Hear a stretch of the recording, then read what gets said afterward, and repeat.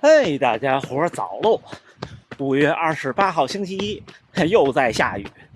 昨天后半夜下的特别大，雨的声音都给我吵醒了。昨天睡得也还行，基本上缓过来了。看今天穿上了新衣服，来自菲比特，不是送册，应该是小礼物，因为里边还有一张卡片，我贴出来给大家看。第二次收到菲比特的小礼物。上一次是春节的时候，那条绿色的压缩裤，我一直觉得那条压缩裤那个花设计的特别像中国联通。这次这个叫龙年什么限定，看为什么叫龙年限定呢？看没？这个挺浮夸的哈，这边也有对称的啊。我不知道这款压缩裤是不是优化过、调整过了。之前的他们第一代带侧兜的压缩裤，当时是给我测试用，就不是拍视频，就是测试。然后穿完1周给他们反馈的，就是它这个，你看这个兜上缘是有锁边的，有线。然后当时那一款呢，衣服的侧摆会把那个线磨到起球，然后这件背心儿好像和之前那件粉色的也有点不一样。之前那件粉色的，后来和菲比特的小伙伴还开过电话会，我就说我的反馈是相对比较硬那个面料，他们说别人的反馈其实也是在调整。这个我感觉比那件粉色的稍微的就软了一些，轻薄了一些。但是因为今天下雨，你看已经湿透了。今天咱们聊点什么呢？我老跟大家说跑鞋，虽然我没有穿过什么鞋，今天跟大家聊聊衣服跟裤子，好多可能很多人不聊的东西，好吗？正好今天下雨，今天清风好了，明天是周3是合练的日子，争取能把状态调整过来。行，那就这么着，咱们一会儿聊啊。雨还是挺大的，难免可能今天声音又会出一点问题，大家见谅啊。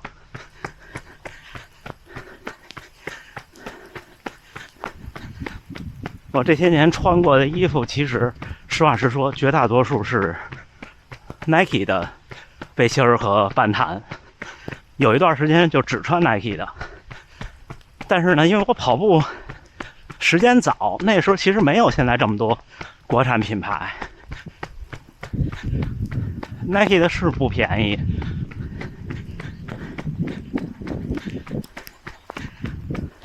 那天直播小伙伴问夜跑怎么办，我说或者说初跑怎么坚持下去，我说买贵点的衣服。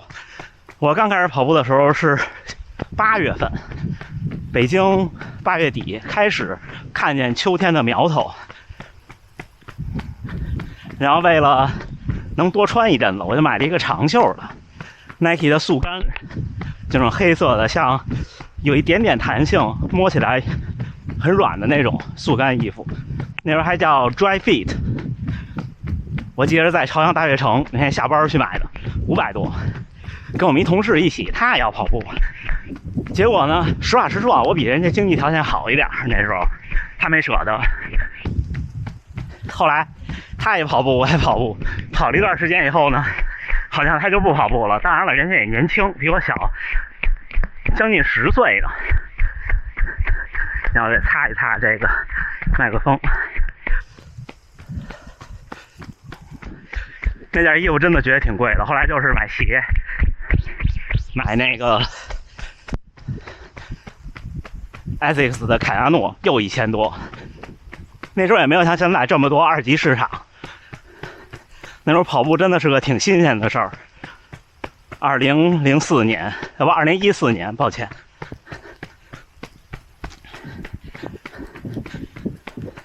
哦，还有打伞跑步的，雨势不小，大家应该能感觉到。我把帽子往后一别，就转过来以后没有帽檐了，觉得睁不开眼。后来穿什么呢？穿过，你看现在菲比特，还有轻功，还有像落日赛道，对吧？我想想还穿过什么啊？啊，对，那当时那个飞影 PB 2.0给我测试的时候也带了件衣服，但是人家不主要做衣服的。阿迪的衣服我几乎没穿过。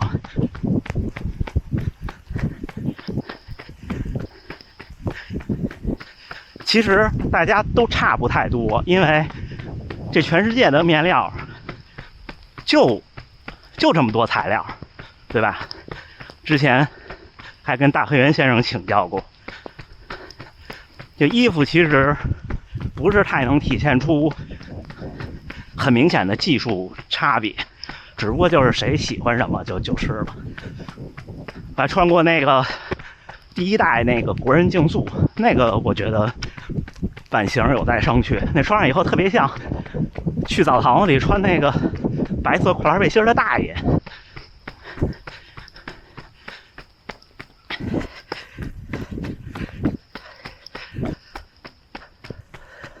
像跑步背心这东西呢，如果您比赛竞速为了成绩，就一定是竞速背心，别穿带袖的。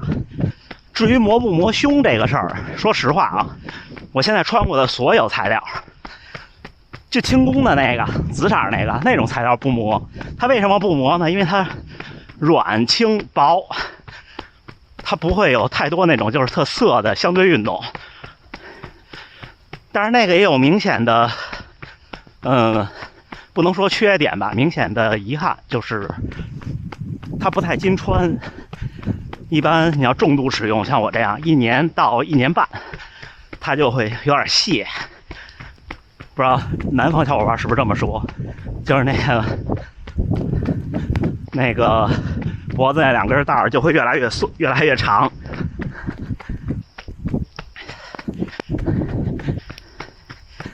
就是换新率比较高，折旧率比较高，不是换新率，抱歉。而且也不便宜，实话实说不便宜。其他的背心倒是没有这个问题，但是包括 Nike 在内，你只要是要么就是绝对干爽的时候，要么就是微微出汗有点黏的时候，几乎长距离肯定会对胸部有磨损。我其实磨胸磨的很少，有的时候长距离忘了贴，或者比赛忘了贴也没有磨，但有的时候呢就会被磨。而且磨胸这事儿是等你发现的时候已经来不及了，所以就别再纠结谁的背心磨胸谁的不磨了。然后背心呢，我也没有穿到过那种硬的，说连脖子都磨。就像之前那款粉色的菲比特，那挺硬的，也不会磨脖子。哦，本田先生跑过来了，我们打个招呼。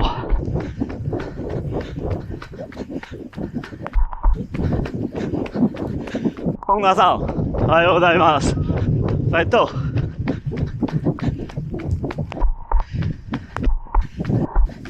这真爱啊，都是。今天雨真的不小，你看地下这水。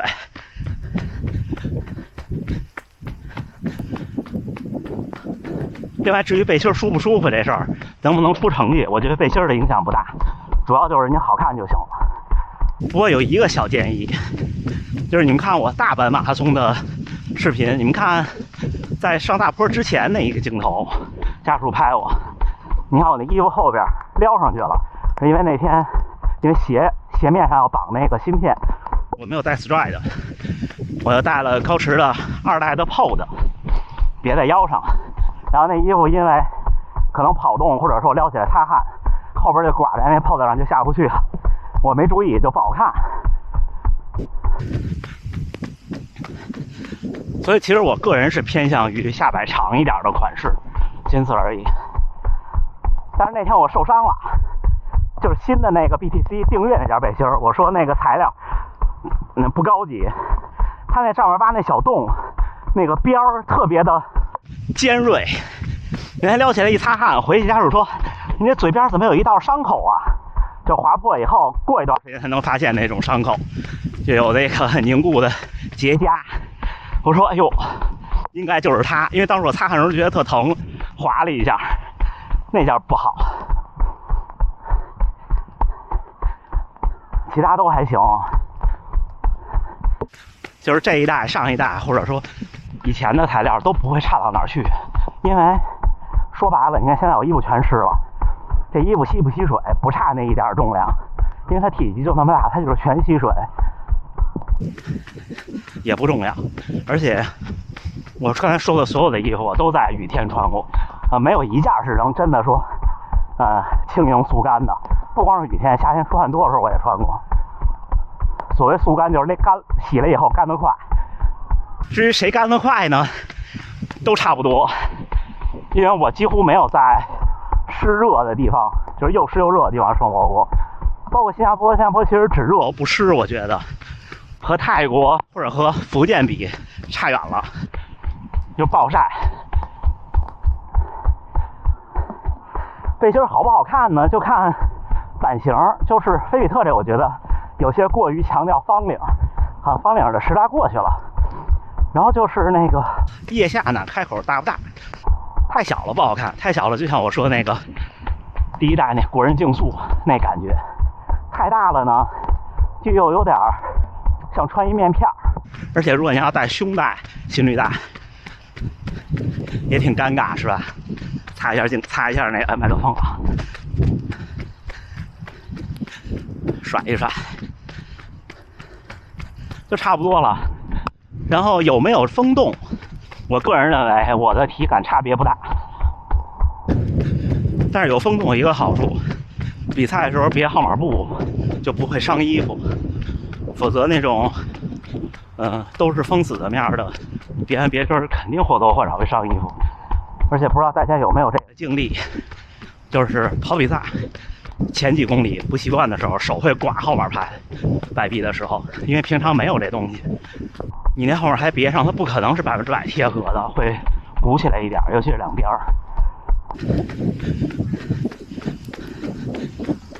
然后呢，短裤啊，好多我没听人说过，但我这自己总结的，也可能我看的东西少，就是分两个派系，一个派系那个松紧带就裤子带是直接可以打活结的，就不用先系死一下。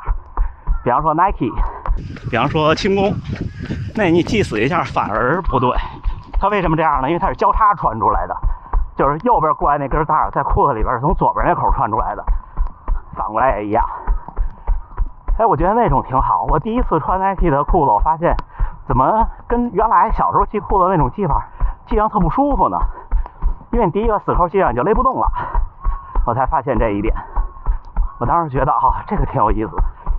菲比特不是这样的，就很传统的，就你先要打一个死结，然后再打一个活结。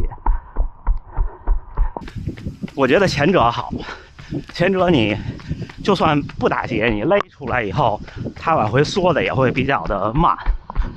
而这种需要打活结的呢，如果就需要先打一个死结的，如果松了，它一下就张开了，但是影响不大。比赛中我还没见谁说因为裤子掉了影响成绩的，对吧？当时穿 Nike 的时候，我买 Oregon 的系列会遇到一个问题，什么问题呢？国际赛我还有那个会遇到一个问题，这问题是上衣我得买 M 号的，我不是那种特纤瘦的身材，就肩膀比较厚，但是呢裤子我得买 S 号的，所以我错过了那个真的纯白的那个 Oregon 就大破节那件，那是在 Oregon 倒闭的前一周，突然官网放出来一个 Race Day 一套，那一套是$150当时，但是只能选一个号码，因为那时候 Oregon 已经没那么抢手了，好多时候像白色那个帽子也老有货，我说再等等吧。结果有一天早晨习惯性的打开，发现网站打不开了，然后新闻就来了，当时真应该买。然后菲比特这个呢，背心我合适是 S 号，但是短裤的 S 号我老说他们家这个压缩感特别强，我穿着就有点勒。我想它下边还有 XS， 对吧？我不知道它有没有 S 加，轻功的话我都是 S 加，但是大家也理解厂商，就是那次和赵可老师聊天就说，你尺码分得太详细，不好做。你说你每个号你做多少件，就容易压货，对不对？所以大家买菲比特的话，如果您跟我差不多 S 的衣服穿着很合适，短裤你要怕勒，可以买大一号的。至于短裤有没有兜，我觉得在比赛中对我不重要，因为我会把能量胶放臂套里。有兜反而觉得，因为它为了有2层面料，它肯定是要牺牲一点舒适度的。短裤就是不需要有那个强力的压缩感。我个人认为，无论是训练还是比赛，短裤的作用就是让你感觉穿了和没穿一样是最好的，就又能遮住身体，又没有任何感觉是最好的。普通的那种短裤的问题是，像今天这种下雨，或者你汗特多，或者你进水站一杯水洒上去，它会兜腿。这种短裤呢做不好，或者你买那种压缩感特强的短裤，就会有束缚。所以比赛我还是穿 Nike 那种半弹，像菲比特、轻功这2款，我觉得都是劲儿有点大。我不知道轻功有没有薄的款，它那款有点厚，夏天穿。内道的我没穿过。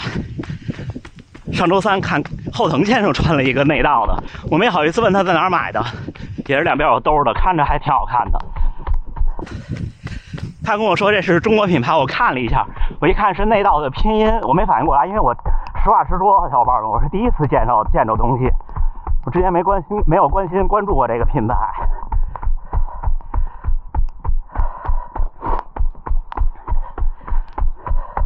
至于磨不磨裆呢？如果它足够的存在感足够的小，它就不会磨裆。反正我穿 Nike 的从来没磨过。然后穿其他的呢，我只有穿长的压缩裤，就是 Nike 的长压缩裤我不推荐，就是它那个弹性特弱，然后特别紧绷，穿那个有时候会磨。其他的长压缩裤我穿那个 Skins 什么的都特别好。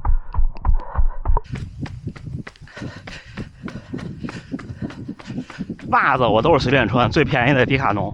我只有特别重视的比赛的时候会穿那个 Nike 的那个 Race Day， 就100多一双那个，也不是因为它好，就是因为让自己没有不努力的理由。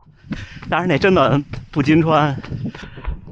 我第一次穿它是纽约全马新档，穿完以后就破了。第二次是副中心那个全马，也是穿完就破了。后来这几次穿那就没破，不知道为什么。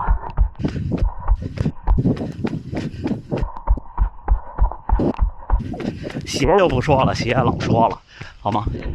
那差不多雨挺大的，我关机了啊！咱们训练之后见，加油干，加油干！嘿，5月28号星期二清晨7点10两，看这个雨特别带劲，都湿得透透的。这衣服你看挺薄的，这我觉得这个应该是比那件就之前那一款粉色那个薄。第二个训练日还是一个半程马拉松，平均配速4分39，1小时38。但不知道今天的训练表现居然是正常，训练负荷中等，最快1公里4分15，平均心率144，平均功率215，爬升了70多米，步频200，不低呀。